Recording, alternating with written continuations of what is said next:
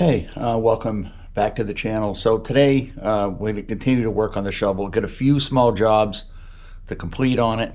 I really want to get this done today because it looks like in a couple days it's going to be 60 degrees out, so I can get the bike out and get it warmed up, then bring it back in and do all the fluid changes, and then it will be ready for summer, and we can turn our attention back to the Heritage Springer. So let's move over to the shovel and start some work on it. Okay, so the first thing we're going to do is replace this crankcase breather. I don't know if I even have the right kind of clamp. I hate using those wire clamps, but we'll see if this one will work.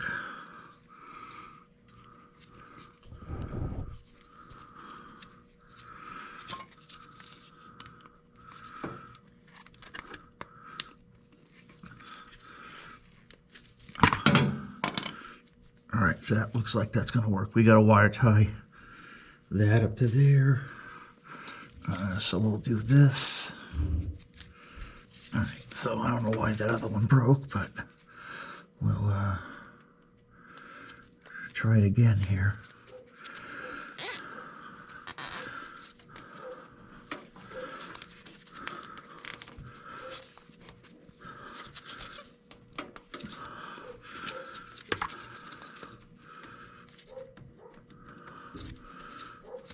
There.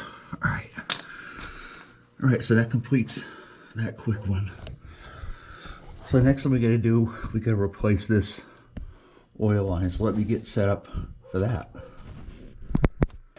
Okay, so I know it's leaking down here. I don't know if it's running down or if it's leaking in, but we're going to replace this whole line.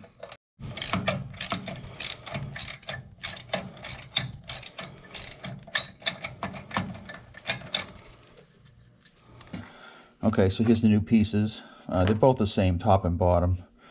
There's the grommet that's kind of in there. So we got to push this out a little bit. Same thing with this side. There they are, both right there. And we got to put some Teflon tape around them. All right, so let's take this over to the bike and we'll put these in. Okay, so one of the things that I didn't show that I wanted to show was this is the old oil lines that I took out, and you can see the grommets are they're really messed up. You know, they deteriorate over time. So now I can reuse these, but I'm going to show you a little hack. If you worked on a shovel head, you probably already know this hack, but this is for somebody that's really never worked on one before. So you take one of these, you know, this one goes in, this one was in the bottom, this one was in the top.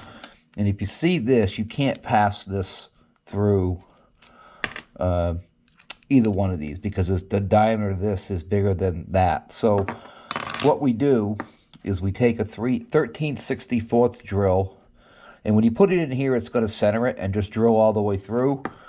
And I'll show you how that works. And like I said, this is kind of tapered in there. So when you put the drill on, it'll kind of center it. And it's really soft metal. So you just kind of drill it and go through like that. And then we'll take this out. Put the little grommet on. I don't know if those are crushed gaskets or not, but they're rubber. They're going to wear out. So what happens now is you put the one that you didn't drill on the bottom, and then you put the one that you did drill on the top, because after you've got the grommet in like that, this will pass all the way through it, so that way you're not trying to fight getting this up into the rocker box.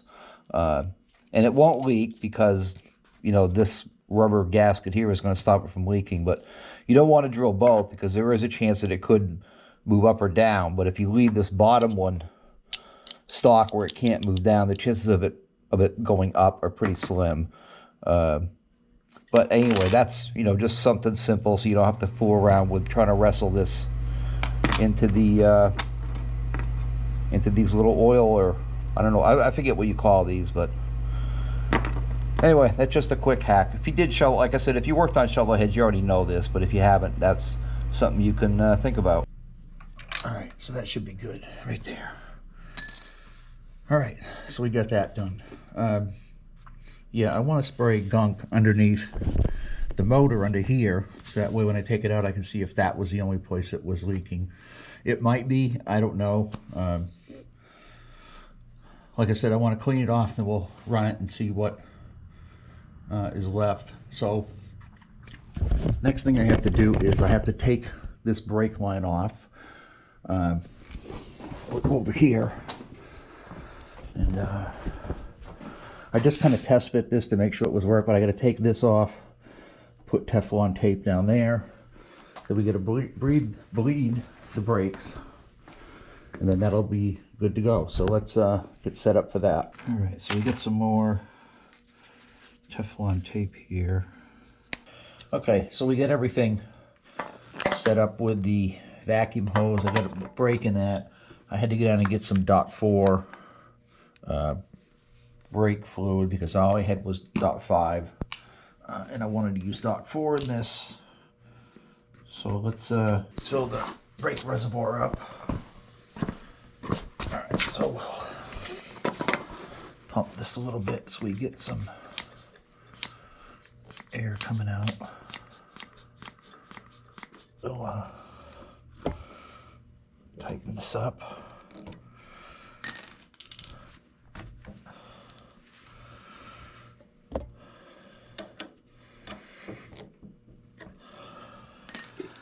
We fill the reservoir up.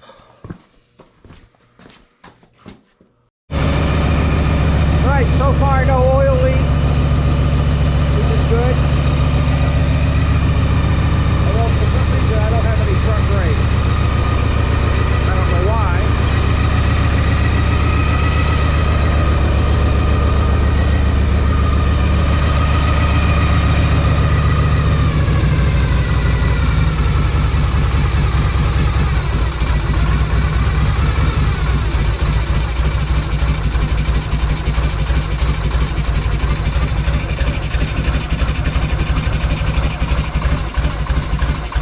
Okay, so here's the finished line. We got Teflon tape in it.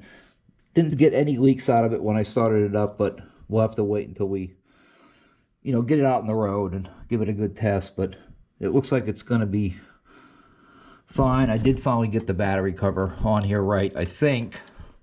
I think this piece strap here just needed to be bent in a little bit because it was going out too much. But we'll figure it out. I guess, no worst case is, well, I'll look at getting a new battery tray. And for that, so I think what we got to do is one last thing. We got to put the mirrors on. All right, so we've got the mirrors on. So we're ready to go, ready to take this out. So I'm hoping, the weather report's going to hold true, that it's going to be 60 degrees out in a couple of days, and we'll get this out for the first ride of the season. I did put some bleach white on the seat to try to clean it up. It brightened it up a little bit, a lot. Actually, I got to put some more on it, but I got to put some weather conditioner on this too. So, okay, so here's something else that I wanted to show you. This also came with the bike. Now, this is not a 76 seat. This is a 77 seat, I believe. This is when this came out. This will fit on the bike. It's the same frame, but I don't really have any of the hardware to mount this on it. I think it definitely needs some different hardware, but this might be something to consider when I'm restoring that bike, is maybe get this reupholstered, to get this re-chromed.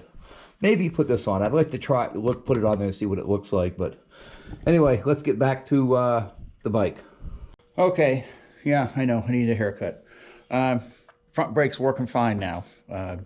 Maybe just needed to cycle it through a few times, but it's working great. All right, that is gonna do it for this video. We'll get moving on the Heritage Springer. Hopefully that'll be done midsummer maybe. I'm still debating actually whether I want to do any more to it. But anyway, don't forget to subscribe. Thanks for watching, and I'll see you in the next video.